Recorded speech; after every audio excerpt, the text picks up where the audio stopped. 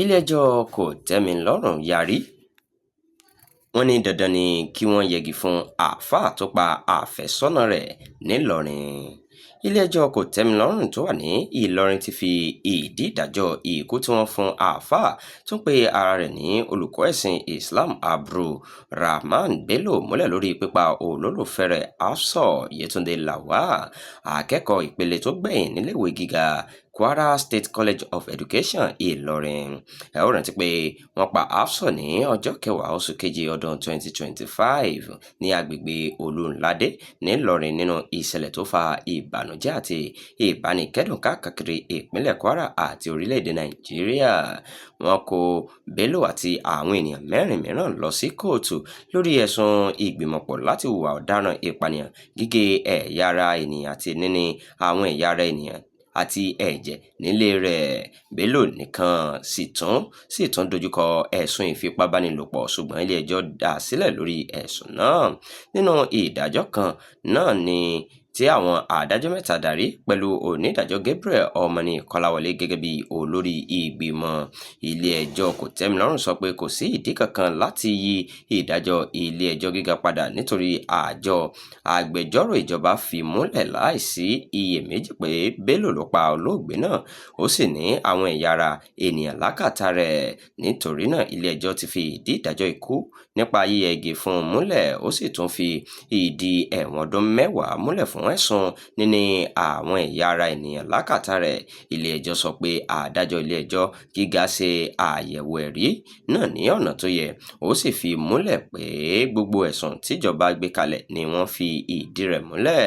agbẹjọ́rò àgbà ìpínlẹ̀ Kwara tó tún jẹ́ kọmíṣánná fún ètò ìdájọ́ Senior Ibrahim Suleiman ló darí ìgbẹ́jọ́ náà nílé ẹjọ́ kòtẹ́milọ́rùn pẹ̀lú Chief State Counsel Isa Sakari àti Assistant Chief State Counsel BL Abdulsalam. ilé-iṣẹ́ ètò ìdájọ́ ìpínlẹ̀ Kwara sọ pé ìdájọ́ náà jẹ́ àmì pàtàkì mìíràn nínú bí ìdájọ́ ọ̀daràn ṣe ń lọ nípìnlẹ̀ náà.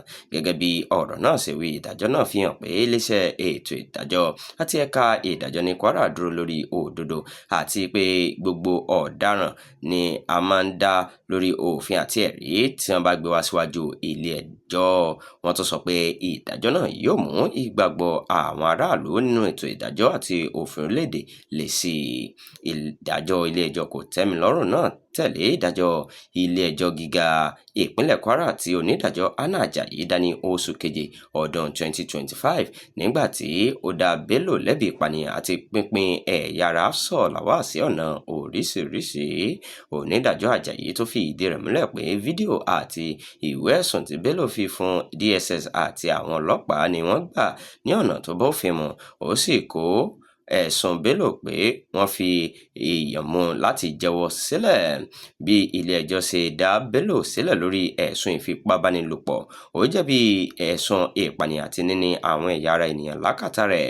wọ́n dá a lẹ́bi ikú pé kí wọ́n yẹgi fún un, ẹ̀mí ò fi bọ́ lára rẹ̀, tí wọ́n sì fún ní ẹ̀wọ̀n ọdún 10 pẹ̀lú àǹfààní owó ìtanràn 100,000 fún ẹ̀sùn níní ẹ̀yà ara ènìyàn nípamọ́. ilé-ẹjọ́ tún dá àwọn afurasí 4 yòókù Ahmed Abdulwasiu, Suleiman Muideen, Jamiu Uthman àti Abdulrahman Jamiu sílẹ̀ nítorí pé ìjọba kò lè fi ìdí pé wọ́n kópa nínú ìwà ọ̀daràn náà múlẹ̀.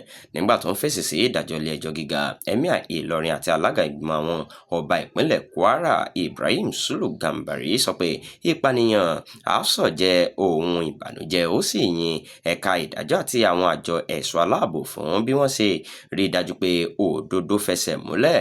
ó tún gba àwọn òbí àti alágbàtọ́ níyànjú láti máa ṣe àkíyèsí àti ìtọ́jú àwọn ọmọ wọn ní pẹ́kípẹ́kí.